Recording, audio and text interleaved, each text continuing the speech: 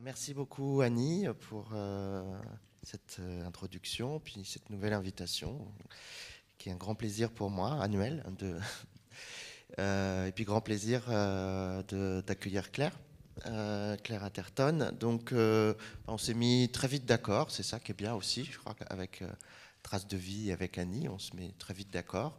Et c'est une idée d'Annie, c'est Annie qui a dit tiens, cette année, est-ce qu'on pourrait aller vers le montage? Et puis avec Claire Atherton. Donc moi j'étais très enthousiaste et puis mon enthousiasme a continué puisque ça a été très agréable et riche de préparer cette leçon de cinéma. Donc qu'on a pensé comme un parcours de possible. Hein, on ne voulait pas faire un montage très, comment dirais-je, verrouillé. Donc c'est plutôt un parcours où on a des hypothèses d'extraits, des possibilités d'extraits. Donc ce matin, hein, vous savez qu'il y aura, donc ça c'est sûr, la projection de Sud qui va intervenir après un premier moment d'échange. Voilà, donc je ne sais pas Claire si tu veux dire quelque chose. Ou alors je commence avec la première question fatidique. Allez, allons pour la question fatidique. Qui était plutôt une question, puisque c'est une nouveauté, c'est une nouveauté d'avoir une monteuse, d'être à une autre place, on va dire, dans la création cinématographique. Alors, c'est, je pense, une question importante, parce que je pense qu'il n'y a pas peut-être que des professionnels du cinéma et du montage ici. C'est qu'est-ce que c'est que le travail, justement, d'une monteuse qui n'est pas donc d'opérer à des coupes, évidemment, mais qu'est-ce que c'est que le travail d'une monteuse? Où est-ce qu'il commence? Quand est-ce qu'il commence? Et où est-ce qu'il finit, si on peut dire? C'est effectivement la question fatidique, parce qu'on va essayer en fait de répondre pendant toute la journée. En tout cas, ce qui est important pour moi en montage, c'est de savoir d'où je pars, mais pas forcément de savoir où on va. De savoir d'ailleurs d'où on part, et pas forcément de savoir où on va et où on veut arriver exactement.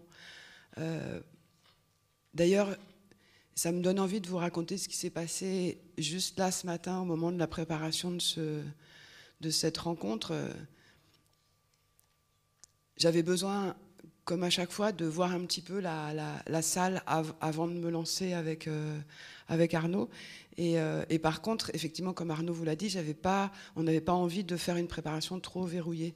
Par contre, j'avais besoin de voir le lieu pour sentir physiquement d'où je parlerais. Et quand j'ai vu le lieu, en fait, j'étais censée m'asseoir là, et je ne sais pas pourquoi, ça ne m'a pas convenu. Et j'ai demandé qu'on échange des places. Parce que je ne sais pas pourquoi, je me sens mieux là. Et tout ça pour dire, ça a l'air anecdotique, mais qu'en même temps, c'est lié à l'attention et la présence au moment où les choses se passent. Et je ne saurais absolument pas expliquer pourquoi je suis mieux de ce côté-là et que de ce côté-là. Surtout que quand je suis en montage, je suis à gauche, moi. C'est très important, toujours justement pour moi, quand je suis en montage, d'être à gauche. Et là, pour vous parler, j'avais besoin d'être là. Je ne sais pas pourquoi. Tout ça, c'est pour dire, pour arriver à vous dire à quel point notre présence au monde est physique. Et pas seulement intellectuelle, pas seulement raisonnée, mais physique et organique. Et qu'en montage, il y a la même chose. C'est-à-dire qu'il faut appréhender les images, pas seulement en les réduisant à ce qu'elles sont censées désigner, mais en les recevant avec le corps en entier, être complètement à l'écoute, et c'est comme ça qu'elles se révèlent. Les images ont un sens caché, et au montage, en fait, on essaye de le trouver, mais sans y aller en forçant, simplement en étant dans un état de réception. Le montage, c'est aussi, mais ça on reparlera, je vais essayer de parler de d'évoquer un petit peu des notions et des chemins vers le montage. Et je pense qu'au cours de la matinée, de la journée, c'est génial qu'on ait du temps, on pourra revenir sur toutes ces idées. Mais évidemment, quand on parle de montage, on parle de rythme. Pour moi, le travail du rythme, en fait, c'est beaucoup plus qu'un rythme. Parce qu'on pense parfois que le rythme, c'est la longueur des plans, par exemple. Si on raccourcit tel plan ou qu'on rallonge tel autre, on crée un rythme. Mais en fait, le rythme, c'est quelque chose de beaucoup plus global que ça. C'est le rythme. Le rythme, c'est ce qui crée un réseau de résonance et d'écho d'un film ou d'ailleurs d'une œuvre musicale. Mais c'est avec le rythme qu'on crée, qu'on malaxe une matière Enfin, c'est le rythme qui malaxe une matière, qui crée la tension et qui fait qu'on arrive à un récit. Est-ce que je continue ou est-ce que tu... Non, enfin peut-être juste concrètement, quand est-ce que ça commence pour toi avec un film? Ah bah ça c'est vrai que c'est une question peut-être plus concrète et plus simple. Peut-être que j'ai commencé avec des notions un peu complexes. Moi ça commence le jour où j'arrive à la salle de montage et je découvre les images. C'est clair, ça commence là. Ça commence pas avant. Parce que justement, il y a quelque chose peut-être qui est intéressant à dire, c'est que moi j'aime pas lire les dossiers des réalisateurs avant d'entamer le montage d'un film, parce que si je lis le dossier, j'ai l'impression que j'ai une explication de l'intention et que du coup après je vais regarder les images en allant chercher cette intention-là, et donc en ayant un but très précis. Or, je pense que c'est beaucoup plus intéressant de regarder les images et de les laisser me parler et se révéler petit à petit au montage. Et c'est donc à travers cette découverte-là et les discussions avec le réalisateur ou la réalisatrice qu'il y a quelque chose au moment du visionnement des rushs comme si les fondations étaient en train de se construire. Même si on ne sait pas justement dans quel ordre on va faire les choses et construire le film, c'est là qu'il y a quelque chose qui se bâtit en profondeur. C'est un moment qui est épuisant d'ailleurs, parce qu'on a besoin d'une très très très très grande attention, et en même temps on ne peut pas s'empêcher d'essayer d'échafauder des choses, et en même temps il faut s'en empêcher parce que sinon on est dans un principe d'efficacité ou de trouver un chemin trop rapidement. Donc il faut toujours un petit peu se calmer, en même temps être très à l'écoute, parce que si on commence à être très fatigué, on peut penser qu'il ne se passe rien dans un plan, et en fait c'est parce qu'on est fatigué. Donc c'est vraiment des moments physiquement très importants. Moi c'est des moments où j'essaye vraiment de dormir beaucoup, je mange des céréales le matin, enfin non mais c'est vrai, hein, c'est pas ce que le coup de barre en visionnement de rush, il peut être dangereux. Ce que je fais aussi, c'est que je note mes impressions de manière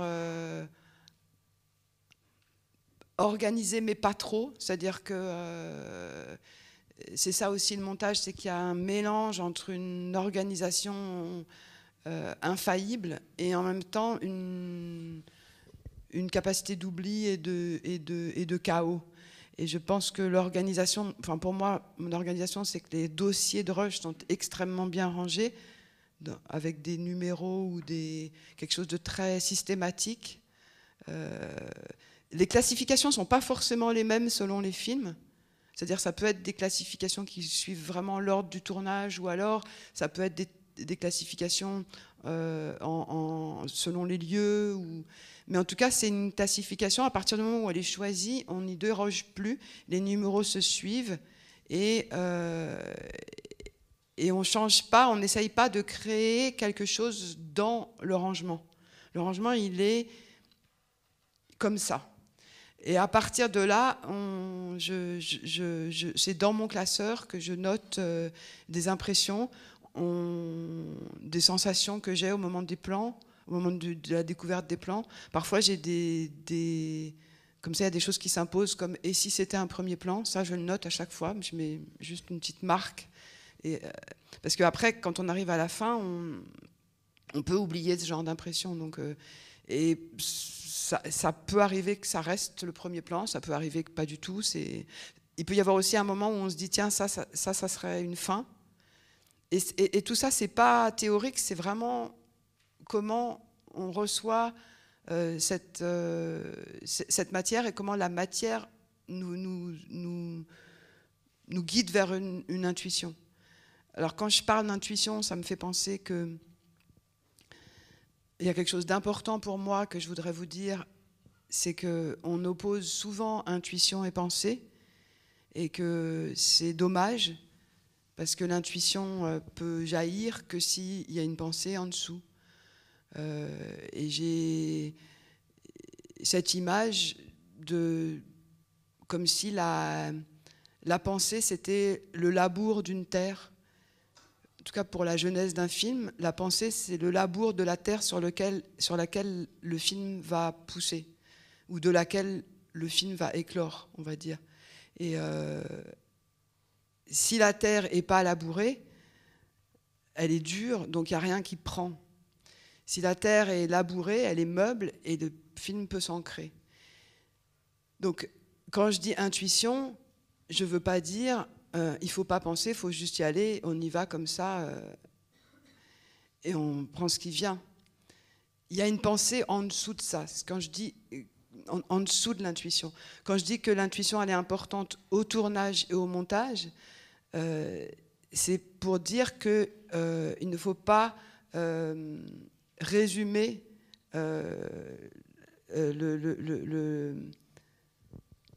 comment dire, qu'on ne peut pas raisonner ou décider tout avec la tête, quoi. On ne peut pas maîtriser, on ne peut pas savoir où est-ce qu'on va, c'est un peu ce que je disais au début. Et donc il faut laisser cette part d'inconnu, d'intuition. D'impensé. Ouais. Et donc, bon, le travail des rushs, qui est évidemment, on peut l'imaginer, très chronophage aussi, et puis qui demande donc cette disponibilité. Et donc ensuite, après, sans peut-être développer outre mesure, mais voilà, quelles sont les étapes qui suivent. Alors, il y a quelque chose qui revient, hein, c'est la question du premier plan. On a l'impression que c'est quelque chose avec lequel tu bâtis, avec le cinéaste. Nous avons parlé avec Chantal Akerman, où vous avez fait, je crois, tu dis, un seul film qui n'est pas né d'un plan comme ça, d'un premier plan, c'est No Movie, mais sinon tous les autres, tu dis, sont nés d'un premier plan autour duquel c'est complètement organisé après le montage. Alors peut-être nous parler de cette question du premier plan d'un film. Ouais, mais c'est vrai que c'est difficile d'en parler de manière très claire, parce que c'est vraiment quelque chose qui vient... je ne sais pas exactement comment, en fait, mais il y a un moment où il y a quelque chose qui s'impose. Tiens, on va commencer par là. Et souvent, c'est ça, quoi. Je veux dire, et c'est comme si le premier pas, cette première point de montage, en fait, oui, guide la suite. C'est comme si ça nous engageait sur un chemin. Parce qu'en fait, plus le film se construit, plus de lui-même, il écarte des possibilités, c'est-à-dire qu'il choisit sa voie. On n'est pas devant une infinité de possibilités, puisque le fait d'avancer, de monter les plans les uns après les autres, c'est comme si on construisait un chemin. Et donc, et oui, le début est extrêmement important. Chantal, quand on lui a demandé de faire un film sur Israël, il s'appelle Là-bas, au début, elle a dit que Chantal et Israël, c'était trop lourd, qu'elle ne voulait pas, que ça lui faisait peur. Et elle est quand même partie à Tel Aviv avec une caméra, et elle a Et elle a mis la caméra sur pied à l'intérieur de son appartement. Et à un moment donné, elle a vu un plan. Et elle raconte, j'ai vu un plan et du coup, un film était possible. Et c'était plus Chantal et Israël, c'était Chantal qui filme. Et nous, quand elle est revenue avec les rushs de ce film-là, c'est vrai que le plan du début s'est imposé tout de suite. C'est comme s'il a assis quelque chose du film. Après, une chose que je voulais rajouter par rapport à cette histoire d'intuition c'est que si on ne sait pas exactement où on va en construisant un film, et si on laisse cette part-là à l'intuition, alors on n'enferme pas le film dans un sens, une signification, une trajectoire précise au moment de sa création, de sa genèse. Et du coup, c'est un film qui garde cette vie en lui pour toujours. Et c'est comme ça que les films peuvent traverser le temps et être vus et revus et interprétés différemment par chaque génération. Bon, là, je vais loin parce que je ne sais pas pourquoi tout à coup je pars comme ça, comme si on était... C'est peut-être parce qu'on est en train de réfléchir à la restauration des films de Chantal et qu'on pense toujours à dans 50 ans, etc. Mais même au-delà de ça, il va vous parler différemment à chacun d'entre vous. Et les films, même nous, on les comprend... on les comprend au fur et à mesure de leur création. Il y a des films dont on comprend le sens à la fin du montage. Et pour moi, c'est essentiel. Je trouve qu'il y a une expression que tu as utilisée dans un entretien, que je trouve très parlante et intéressante, c'est que le film accueille, et à partir du moment où il accueille, il rejette aussi. Oui, c'est ce que à partir d'une sorte de fonction aussi d'élimination qui peut paraître très cruelle comme ça pour les images, mais c'est un petit peu cette idée-là, quoi. C'est-à-dire. Oui, mais merci de me rappeler ces mots-là, parce que tout à l'heure j'ai essayé de dire comme quand on commence un montage, il y a un premier plan, etc. Et c'est ça qui guide. Mais c'est vrai que le film effectivement accueille les plans et en rejette d'autres. Et c'est comme ça que moi je me sens jamais au montage quelqu'un qui coupe. Je sais que c'est une image qu'on peut avoir. Je sens que je construis, que je mets plutôt que j'enlève. Voilà. Et à partir du moment où on commence à mettre, il y a quelque chose qui se construit, le film commence à exister et effectivement il accueille certains plans et un raccord c'est important. C'est pas juste on met un plan et on met un autre pour expliquer. C'est chaque plan, chaque image, chaque son est important, crée quelque chose, et à tous les niveaux. Alors, quand est-ce que ça commence? Donc, je pense qu'on voit à peu près comment ça commence ton travail, comment ça continue. Quand est-ce que ça finit, ton travail? Peut-être même concrètement, est-ce que c'est au mixage, à l'étalonnage? Il y a quelque chose qui finit. Il y a quelque chose qui finit à la fin du montage image, quand même, qui est quand le film est là, tout à coup. C'est sûr qu'il y a quelque chose qui finit. Après, moi, je suis très très attachée au travail du son, donc en général, je suis le mixage et même le montage son parce que il y a des choses qui peuvent. Il faut être vigilant au moment du montage son. Après, quand est-ce que ça finit? Il y a un moment où ça c'est compliqué parce que ça dépend aussi des réalisateurs. Il y a des réalisateurs qui ont besoin de plus de temps. Et quand je dis les réalisateurs, c'est moi aussi, parce que je suis toujours en rapport proche avec les réalisateurs. Donc si c'est pas moi je sais et j'attends que lui sache, jamais. On est toujours au même endroit, peut-être pas au même endroit, mais en tout cas il n'y a pas de hiérarchie. On n'est justement pas au même endroit. D'ailleurs, ça me fait penser que je voudrais vous dire que je sais, comme l'a dit Annie, qu'il y a effectivement des réalisateurs et des grands réalisateurs qui ont monté seuls. Moi, ce que je trouve beau dans le montage, c'est qu'en fait, il y a quelque chose d'une plus grande liberté à deux que seul. J'ai essayé d'expliquer ça un petit peu plus profondément. En tout cas, moi, quand j'essaye, parce que très souvent, après le visionnement des rushs, il y a un moment où je commence à construire, et en général seule. C'est-à-dire sans mettre des mots. Parce que si je commence à mettre des mots, en disant je vais faire ça ou je vais commencer par là pour que ceci, pour que cela, le réalisateur, il anticipe et il imagine ce que ça va être. Et donc, quand il découvre, il a déjà sa pensée qui a travaillé et qui s'est posé la question de savoir si c'était bien. Or, si je lui dis rien, il découvre, et là, tout à coup, il retrouve ce rapport à la matière que moi j'ai, puisque je suis du dehors et que je ne lis pas les dossiers, que je ne vais pas au tournage. Donc ce moment-là, il est extrêmement important. C'est d'ailleurs, quand je dis premier plan, ce n'est pas au moment où moi j'ai l'idée du premier plan, c'est au moment où on regarde ces 3-4 premiers plans, et où tout à coup il se passe quelque chose, que là, le film commence à exister.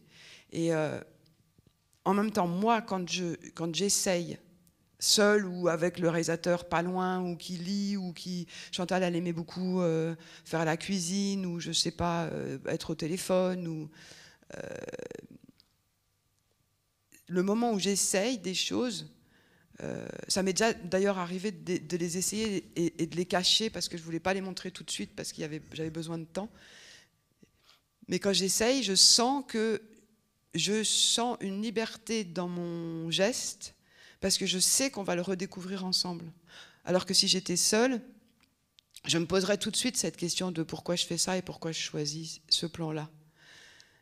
Et c'est cette liberté-là que moi j'offre au réalisateur, de justement pouvoir se défaire de toute cette... ce questionnement, cette presque autocensure, où dès qu'on fait un geste, on se demande pourquoi on le fait. C'est comme si je lui permettais de voir autrement ces images, et du coup de savoir à quel moment ça lui parle, et de continuer à bouger. Quand on fait des images et des sons, et qu'on est porté par un désir fort, ou par une pensée, comme je disais, un labour, ou un questionnement, une obsession, ces choses-là, qui sont difficilement mises en mots, sont dans les images. Moi, je suis là pour être à l'affût de ça, et pas les traduire directement en mots en disant « j'ai compris ce que tu voulais dire ». Jamais je vais aller dire à un réalisateur « où est-ce que tu veux en venir ? Qu'est-ce que tu veux dire avec ton film ? Pourquoi tu pars de là ?» Jamais. C'est des mots qui sont... Les mots sont dangereux en montage. Il y a quelque chose... C'est vrai. C'est pour ça qu'au début, d'ailleurs, qu'on a commencé à me demander...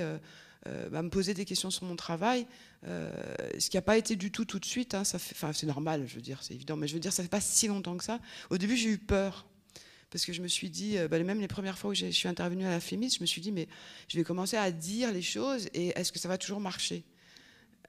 Et en fait, non, parce que, en fait, je veux dire, en fait, oui, ça marche, parce que ça ne gêne pas, parce qu'il y a quelque chose de toujours vivant. C'est pour ça que je veux que ces rencontres-là soient vivantes, que vous interveniez, que vous me posiez des questions, qu'on discute, etc. Je ne veux pas que ça soit un cours. En plus, c'est, comme disait, je trouve ça très beau de la part d'Annie d'avoir voulu se consacrer au montage. Après, c'est ma vision du montage. Il y a d'autres visions. C'est mon expérience que je veux partager avec vous. Ce n'est pas un cours. D'ailleurs, je dis toujours, quand ça s'appelle masterclass, j'ai du mal avec le mot master, sauf si on se dit que le master, c'est celui qui sait qui ne sait pas.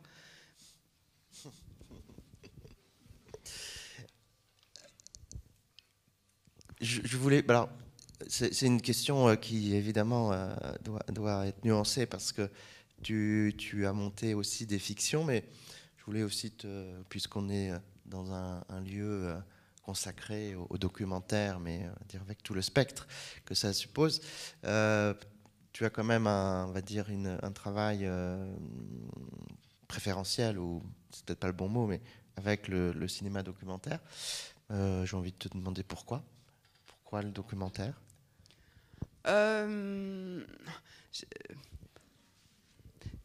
Je ne sais pas si j'ai une préférence pour le documentaire, en fait. Si je trouve que c'est comme ça,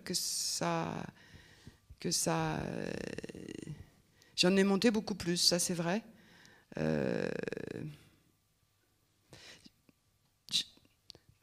Mais en même temps, je ne sais pas... En fait, profondément, je sens pas une énorme différence. J'ai l'impression que tout bon documentaire, il a une part de fiction, et toute fiction qui m'intéresse a une part de documentaire. Et en même temps, dès qu'il y a une image, un cadre, ça c'est Chantal qui disait ça. Dès qu'il y a une direction de regard, un cadre, il y a de la fiction. Je pourrais dire que ce que j'aime monter comme film plutôt, c'est des films qui sont vivants, qui ont à voir avec tout ce que j'essaye de toucher depuis le début de notre rencontre là. C'est laisser parler l'image et construire avec ça, avec cette matière, avec une attention à tout. Alors ça peut être dans le documentaire comme dans la fiction, comme des films plutôt qu'on appelle maintenant artistiques. Ce que j'aimerais pas beaucoup monter, c'est des formes très fermées, mais qui peuvent être en documentaire ou en fiction, où l'image est vraiment utilisée comme matériau pour véhiculer ou pour illustrer. Mais même, par exemple, quand je dois monter des séquences de discussion ou de conversation autour d'une table ou quoi, et ben je ne peux pas, moi, faire prémonter ces séquences-là. Comme il y a des gens qui prémontent toutes les séquences d'un film, qu'ensuite on a un ours de 10 heures et puis qu'ensuite réduisent. Moi, je ne peux pas faire ça parce que la façon dont on va rentrer dans cette pièce et dans cette conversation, elle dépend du reste de la conversation, du reste de la progression du film. Et la façon dont on va rentrer dans cette scène, elle va nous donner la direction du montage de cette scène-là. Donc je ne peux pas faire des... C'est encore commencer par le début, en fait. Alors évidemment, parfois je fais des sélections. Je sais qu'il y a des moments qui me touchent. Je peux hiérarchiser aussi les images au moment des rushs, mais c'est pas... Pourquoi je suis partie si loin, là? C'était quoi la question? C'était la question, pourquoi le documentaire? Et oui. Ce que tu dis, c'est qu'il y a quelque chose peut-être de moins prédéterminé dans la forme documentaire avec toutes les nuances et toute la diversité qu'il y a dans cette forme, mais peut-être justement quelque chose où le film est moins écrit d'avance. Oui, ça c'est vrai, ça c'est vrai. Même si évidemment les fictions, peut-être surtout par exemple La Folie Almayer, on peut penser que c'était pas vraiment un film écrit d'avance. Ouais, enfin, en tout cas, il y a une grande liberté. Mais enfin voilà, on dit de manière peut-être un peu caricaturale, mais que bon, le documentaire s'écrit beaucoup plus à la table de montage. Oui, c'est vrai, c'est vrai. Mais après, moi, j'ai un toute petite gêne, même si je comprends très bien fondamentalement ce mot écrire un film. Et en même temps, ça me gêne un tout petit peu parce que je préfère un geste plus physique, comme je dirais plutôt sculpté en fait.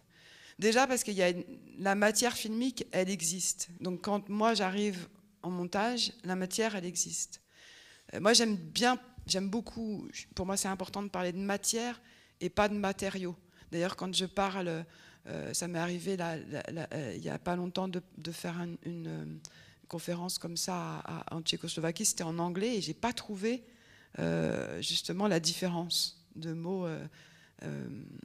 J'ai trouvé ce que substance en anglais pour matière. Sinon, c'est matériel. Mais bon,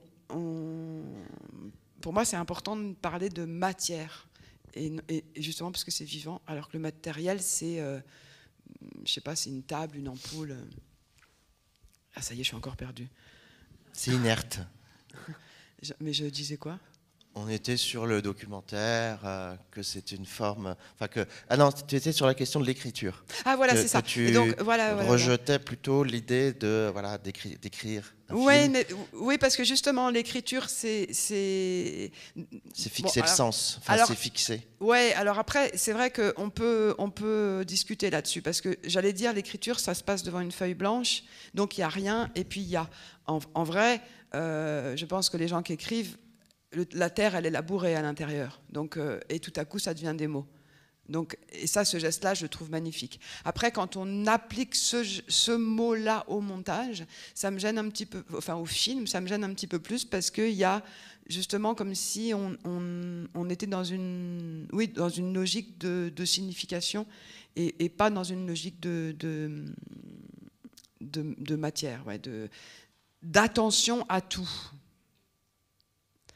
Et en plus, j'aime beaucoup le fait que dans l'idée, dans l'image de la sculpture, il y a il y a quelque chose qui existe et que nous, on façonne, quoi. On coupe pas, on façonne. Parfois, il faut être un petit peu... Parfois, il y a de la violence, parfois, il y a... Mais on construit, quoi. Il y a quelque chose et on... Voilà. Mais oui, pardon. Mais oui, en effet, c'est vrai qu'il y a dans ce qu'on appelle la forme documentaire, souvent une plus grande... j'allais dire liberté, je ne sais pas si c'est exactement le mot, mais en tout cas, il n'y a pas de prédétermination d'un chemin, d'un ordre des plans, quoi. C'est vrai que parfois, le récit se crée par un raccord à un moment. Donc, moi, c'était vraiment la question du récit où j'utilisais le mot écriture. Non, mais je comprends très bien. En même temps, je le dis aussi et je le pense aussi. C'est juste qu'il y a quelque chose dans ce mot-là qui me...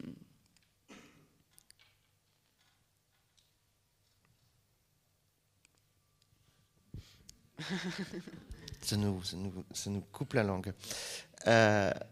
Peut-être... je sais pas, donc puisqu'il y aura des petits moments de flottement, puisqu'on a décidé d'accepter le flottement. On n'a pas, vous savez, le prompteur du journal télévisé. Peut-être, on a beaucoup parlé enfin, on a évoqué ensemble ce qui nourrit aussi ta pensée du montage, du cinéma, hein, qui est la pensée chinoise. Alors ouais. je pense que c'est peut-être intéressant de l'évoquer avant de voir Sud. Mais voilà. Est-ce que je peux juste, est-ce que il y a quelque chose par rapport à ce que on a déjà, moi je serais ravie de parler de ça. Est-ce qu'il y a quelque chose par rapport à ce qu'on a déjà, ce que j'ai déjà dit et ce qu'on a déjà partagé là, sur lequel vous voulez que je revienne ou qui vous fait rebondir ou J'ai deux questions. D'abord, merci parce que je me régale et je me perds avec vous. J'adore ça. Et justement, à la question se perdre, moi je me perds dans le classement. Et je voulais juste savoir, j'ai une seule expérience de montage, enfin une seule vraie expérience. Et en fait, est-ce que vous reclassez, parce que je trouve que c'est absolument terrible ce moment de classer. Est-ce que Chantal classait Ackermann? Non, jamais. Voilà, parce que ah oui, donc d'accord, donc vous reclassiez ensemble par rapport à une logique. Non, mais non, c'est ce que j'ai essayé de vous expliquer tout à l'heure, c'est que le classement des rushs, c'est un classement qui est totalement arbitraire. Moi, je ne classe jamais les rushs dans un ordre éventuel de montage ou de récit, pas du tout. Je garde les numéros. Alors à un moment donné, enfin bon, ça dépend des techniques de montage.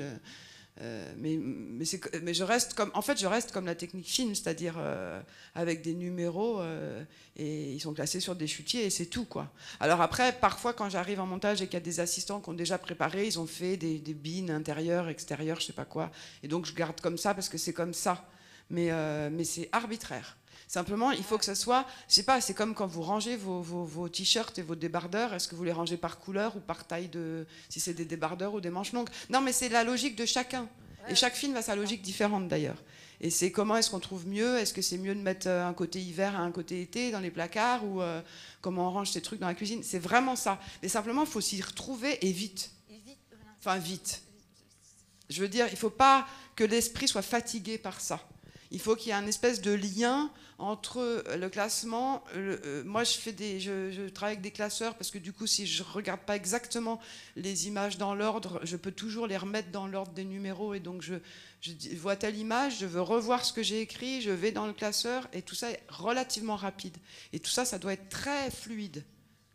Très fluide pour que l'esprit soit libéré. Vous savez, comme parfois on dit que quand on fait la vaisselle ou quand on conduit, tout à coup on a une idée, on pense. Mais c'est pareil, du coup j'aime bien votre question parce que du coup ça me fait penser à des choses que j'ai oublié de dire, enfin que j'ai pas encore dites plutôt, où il y a quelque chose au montage qui est un geste physique, parce que j'ai parlé de physique au niveau des sensations, mais un geste physique et en même temps quelque chose de mental. Et cette association, elle est importante et elle est partout. Et elle est aussi dans le rangement des rushs. Parce qu'en fait, une image, c'est quoi une image? Si on devait dire comme ça, c'est à la fois... Enfin, il y a de la poésie et du langage. Et c'est ces deux aspects qu'il faut garder toujours. C'est un langage et une poésie. Enfin, et si on réduit au langage, on perd la poésie. Si on pense qu'il suffit de... Enfin, c'est jamais perdre... Et si je refais cette comparaison, enfin ce lien avec langage et poésie, c'est que dans la façon de travailler, c'est un peu pareil. Il y a une espèce de rituel, d'organisation, de très cadré, et en même temps quelque chose qui peut partir de manière un peu inconsciente. Oui, c'est ça, c'était la question de mettre du rationnel justement sur le langage et la poésie. Et à un moment donné, quand quelqu'un vous dit « il faut classer comme ça », et on se dit « classer comme ça, pourquoi ?» Enfin, qui vous dit qu'il faut classer comme ça? Non, c'est parce que c'est 2-3 expériences, et c'est vrai que ça m'a un mais peu... c'est des expériences en tant que monteuse? Non, en tant que réalisatrice.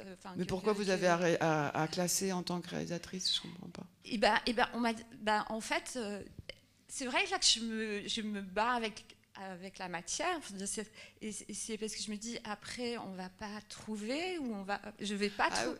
Enfin, il y a des tas de choses par rapport au rationnel et aussi à l'irrationnel. Après c'est compliqué de rentrer dans votre cas particulier parce que chacun a sa façon de faire. Mais c'est pour ça que je vous parlais des placards. Et après ça dépend aussi d'avec qui vous travaillez, si la personne comment.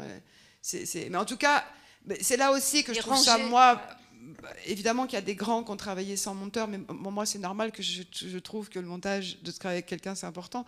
Mais là c'est là aussi que je trouve que si c'est vous en tant que réalisatrice, c'est-à-dire en tant que créatrice de ce film-là, si vous devez penser au classement, c'est pas terrible, quoi.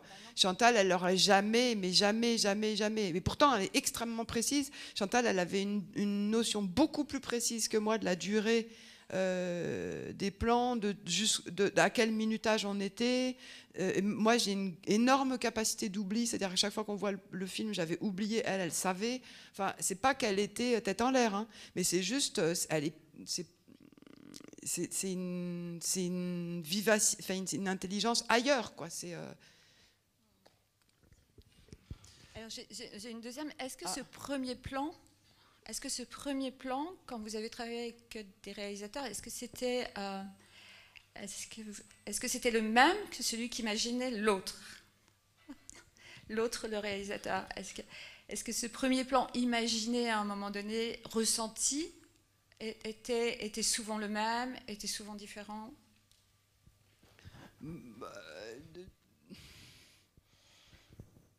En général, en fait, je sais pas, parce que je ne dis pas, je mets pas en mots, c'est comme un geste. J'essaye et à un moment, je dis voilà, regardons. Et ensemble, on se dit c'est bien, ou alors peut-être faudrait mettre celui-là avant. Et donc du coup, il y en a un qui vient avant mais on travaille ce début-là. Donc on se dit pas tiens, qu'est-ce qu'on mettrait comme premier plan? C'est pas comme ça, donc je peux pas trop dire. Je sais pas par rapport à l'organisation du temps, s'il faut qu'on...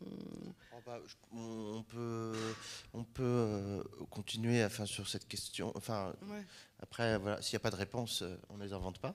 Non, c'est pas. Non, c'est pas. C'est pas que je voulais pas répondre. Il y aura une deuxième question, mais je pense qu'il y a une question aussi là-bas, mais je pense qu'on n'ira pas non plus au-delà. Après, on va devoir lancer le film. Quand je disais qu'on commence, je finis juste du coup parce que quand je disais qu'on commence, c'est par le premier plan, c'est surtout qu'on commence par un début, quoi. Voilà, il y a quelque chose qu'on construit au début et que pour sentir un début, il faut commencer. Donc ma question, elle va être extrêmement prosaïque. Vous pouvez lever la main parce que vous... Ah voilà. Vraiment, elle est extrêmement prosaïque et elle m'est venue avant l'intervention du public.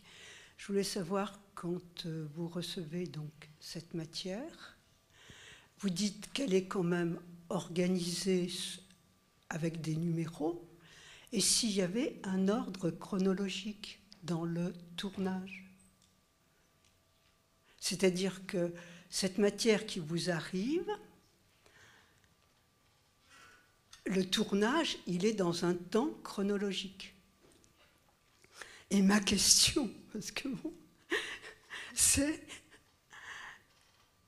est-ce que ce temps chronologique, vous en avez la connaissance? Ah, ça y est, je comprends. En général, oui. En fait, c'est ce que je préfère, qu'on me donne les rushs dans l'ordre chronologique de tournage. Maintenant, si les rushs ont été organisés autrement, comme le film que je suis en train de monter, les rushs ont été organisés d'après une écriture, une scénarisation qui finalement qu'on ne suit pas du tout, mais qui pour moi est une étape du travail. Et il a été décidé que les rushs seraient organisés dans l'ordre de cette scénarisation, et je me dis c'est un ordre comme un autre. J'ai pas demandé qu'on remette l'ordre chronologique, j'ai trouvé que ça aurait été un peu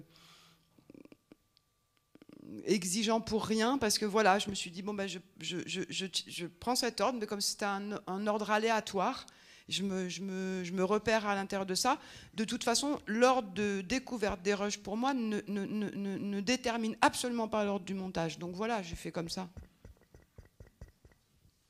Après, si on me donne le choix, c'est vrai que j'aime bien découvrir les rushs dans leur chronologie.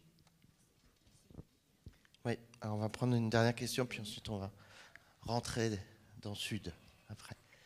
Madame. Bonjour. Je voudrais savoir si au moment de la première visualisation des roches, vous abordez en même temps que vous avez une idée du son et des musiques que vous allez employer. Je suis là. Ah, d'accord, merci.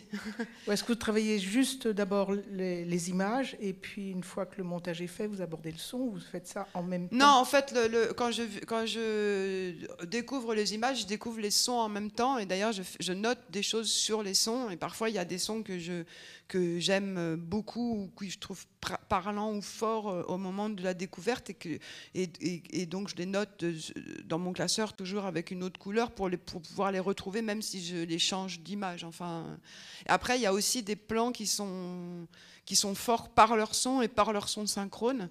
Moi, j'aime beaucoup suivre le son synchrone. Le son synchrone me donne des indications de ce qu'il faut aller après chercher, soutenir, approfondir avec d'autres sons. Il y a des raccords, il y a vraiment le son me guide même pour les raccords, donc c'est très important. Les musiques, c'est autre chose. Après, il y a la question des musiques qui sont dans les images, mais rajouter des musiques, c'est encore autre chose, et c'est pas à ce moment-là, non, c'est pas à la découverte des images. Ça, peut-être qu'on aura plus l'occasion, puisqu'on a la chance d'avoir toute cet après-midi, de parler un petit peu plus de la musique et du travail de son. C'est prévu en tout cas. Oui, voilà, c'est Arnaud. C'est possiblement, c'est possible. Alors, on va, parce que je pense qu'il faudra lancer vraiment le film avant 11h, assez largement avant 11h, enfin d'ici 10 minutes. J'ai un petit temps pour faire un petit aperçu de... Oui, enfin peut-être, je sais pas comment tu veux présenter Sud. Alors évidemment, c'est un film de Chantal Akerman avec qui tu as eu un compagnonnage, hein, on peut vraiment parler de ça, et c'est pas une collaboration en tout cas. Enfin, mais est-ce que je peux juste faire un petit une petite plongée dans ce qui m'a guidée dans la philosophie chinoise. J'essaye de Ouais, faire ouais, ça ouais. rapidement, puis Ouais, on ouais. peut y Mais revenir. je pense que c'est très bien de le dire avant, Sud. C'est ça, aussi. c'est ce que tu... Ouais, ouais. Ouais. Donc en fait, voilà, de la même façon que les films se révèlent petit à petit et qu'on comprend à la fin, souvent tard, leur raison et leur signification profonde. Et autant moi, je me suis aperçu tard des raisons pour lesquelles, de ce qui a construit mon rapport au montage. Et en fait, je l'ai compris au moment où la première année où j'ai été au jury d'un festival, c'était au FID en 2011. Et il y a, quand on va au FID, on est invité au FID, il y a toujours ce questionnaire, on appelle ça, ce questionnaire, ce qui fait toujours un petit peu peur, et c'est comment vous en êtes arrivé là où vous êtes arrivé, en fait, en gros. Et donc, du coup, il y a une question. Et du coup, je me suis rendu compte à ce moment-là que ce qui m'a amené au montage et qui a construit ma relation, mon rapport au montage, c'est pas du tout une formation de cinéma, mais plutôt ma passion pour la civilisation chinoise. Dans la civilisation chinoise, déjà dans la langue chinoise, la langue est donc composée de caractères, et les caractères, c'est une association d'images qui fait sens. Donc déjà ça, c'est fort pour quelqu'un qui travaille les images. Après, il y a le rapport, je vais le dire sans trop approfondir pour qu'on ait le temps d'aller vers Sud, mais je serais ravie d'en reparler de manière plus précise et profonde plus tard. J'étais passionnée de philosophie taoïste. J'avais même écrit un texte quand j'étais étudiante sur est-ce que le taoïsme est une religion ou un art de vivre. Et le taoïsme, c'est... je ne sais pas si vous connaissez un petit peu ou pas du tout, mais c'est vraiment une philosophie du laisser advenir, c'est-à-dire de créer une situation qui fait que les choses peuvent se révéler à nous et de pas du tout aller les chercher de manière volontariste. Après, la philosophie taoïste est très liée à la notion du vide. C'est dans ce vide que se créent les résonances de la pensée et de la poésie. Dans la poésie chinoise, et je vous lirai cet après-midi un poème que j'ai choisi, mais la poésie chinoise, en fait, c'est surtout du 8e siècle, de la dynastie des Tang, dans la langue chinoise, il y a des mots vides qui marquent soit le passé, soit la négation, qui sont des mots qui marquent grammaticalement la phrase et qui la construisent. Et dans la poésie chinoise, en fait, on enlève tous ces mots, et donc vide. Et donc, du coup, en enlevant ces mots vides, on crée un vide, on crée un espace où les images peuvent se lier entre elles et créer du sens. Après, il y a la peinture chinoise qui est, pour les Chinois, la peinture est une pensée en action. C'est-à-dire que c'est par la peinture qu'on peut commencer à comprendre les mystères de l'univers et de l'humanité. La peinture et la poésie sont très liées. Il y a surtout l'idée de ne pas vouloir enserrer, que la poésie n'enferme pas les idées dans des sens précis, mais les laisse bouger. Enfin, tout ce que j'essaye toutes ces notions dont j'essaye de vous parler depuis ce matin, elles sont déjà là. Et c'est vrai que quand je l'ai découvert, c'est-à-dire quand je me suis posé la question de mon rapport au montage et à cette façon de faire du montage, et que j'ai découvert le lien avec cette philosophie chinoise, j'étais assez ébahie.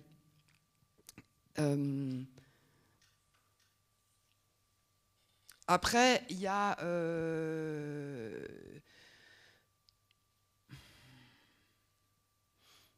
donc quand j'étais jeune, moi j'ai pas fait d'école de cinéma, j'ai fait du chinois, et ensuite j'ai fait l'école de Vaugirard, les Louis Lumière en cours du soir, et j'avais aussi un engagement politique un petit peu, puisque je travaillais au centre Simone de Beauvoir. C'est d'ailleurs comme ça que j'ai rencontré Chantal par hasard. Et donc, c'est cette, si j'insiste là-dessus, c'est qu'il y avait aussi, il y avait déjà aussi cette, ce besoin d'être ancré dans une technique. Donc, le fait d'être technicienne au centre Simone de Beauvoir, c'était complètement autre chose comme projection de vie ou enfin en tout cas comme projet à ce moment-là que de vouloir rentrer dans une école d'art ou artistique. Non pas que je dise que c'est pas bien, mais c'est que j'avais besoin d'avoir quelque chose de concret, d'être technicienne, et ça pouvait peut-être libérer justement le reste. Et la politique, ça me fait penser au fait que on m'a demandé un jour si le cinéma de Chantal était politique.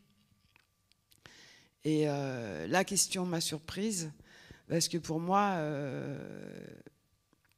il est évidemment politique,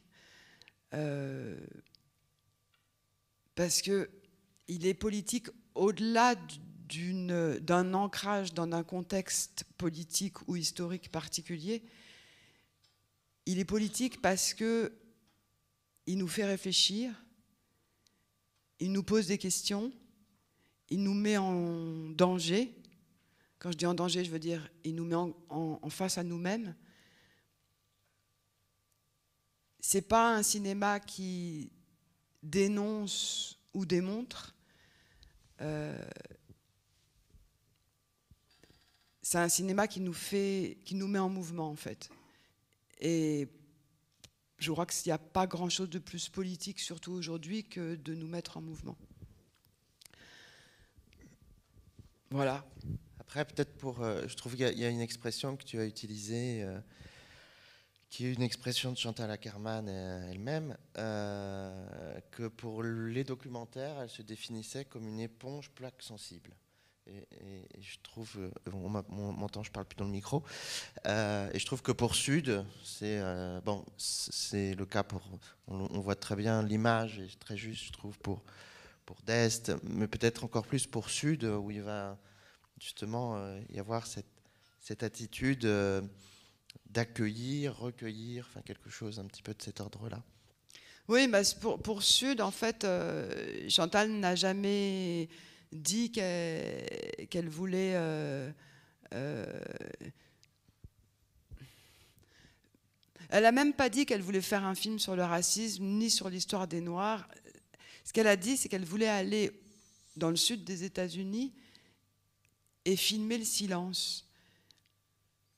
Parce qu'elle sentait à quel point le silence était terrifiant. Enfin, terrifiant au sens qu'il faisait peur. Parce que dans le silence, il y avait une histoire. L'histoire était inscrite à la fois dans le silence et dans les paysages silencieux.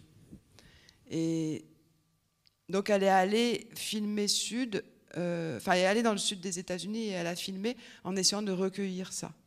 Et il se trouve que du coup, en ayant cette disponibilité, cette attention, cette présence à ce qui se passait, à ce qui l'entourait, il se trouve que c'est une façon aussi d'accueillir le hasard, et qu'elle s'est retrouvée au moment d'une commémoration d'un meurtre qui a eu lieu, qui avait eu lieu l'année d'avant. Elle s'est retrouvée justement dans la ville où il y a eu la commémoration, le jour de la commémoration, sans l'avoir préparé. Mais quand on dit par hasard, c'est toujours pareil. Le hasard, on ne sait pas en fait qu'est-ce que c'est le hasard. Est-ce que ça existe? Est-ce que c'est quand même quelque part déjà écrit quelque part? On ne sait pas. Mais c'est cette façon d'être dans le présent et là, à ce moment-là, qui fait que les choses adviennent. C'est un peu ça que tu voulais... Je ne veux pas te faire dire ce que Non, je veux. mais que Non, mais oui, c'est exactement. Et après, ce qui est assez beau, c'est que ça parle, c'est aussi ce que tu décris dans ton travail de montage, c'est-à-dire d'être disponible à accueillir la matière, la sensibilité de la matière, etc. Donc je trouvais que c'était Mais c'est là que je dis aussi que ça rejoint aussi ce que je disais au début quand je disais quand je parlais du labour de la terre et c'est que effectivement Chantal est allée dans le sud des États-Unis sans idée préconçue, et elle a écrit elle a écrit un texte magnifique. D'ailleurs, c'était plutôt pour préparer le film suivant de l'autre côté, mais bon, on en parlera sûrement encore cet après-midi. Et elle est allée sans idée préconçue, sans savoir exactement ce qu'elle voulait trouver, justement parce que si elle sait ce qu'elle veut trouver, elle a plus le désir, elle a plus le mouvement, et en même temps, ces images sont chargées de tout ce qui l'anime, tout ce qui la questionne, tout ce qui la révolte, tout ce qui est... Et c'est comme ça que les choses... c'est comme si les images nous renvoyaient... Moi, les images que je reçois, c'est comme si elles étaient chargées de tout ce que Chantal a en elle et qu'elle projette dans les images et qui me sont renvoyées. Et qu'ensuite, moi, je malaxe pour fabriquer un mouvement, un film qui continuera à bouger comme ça. Voilà, ça paraît un peu mystique, mais ça l'est pas. Bien, on y va. Voilà. On lance le... Merci déjà, Claire, pour cette petite heure d'introduction.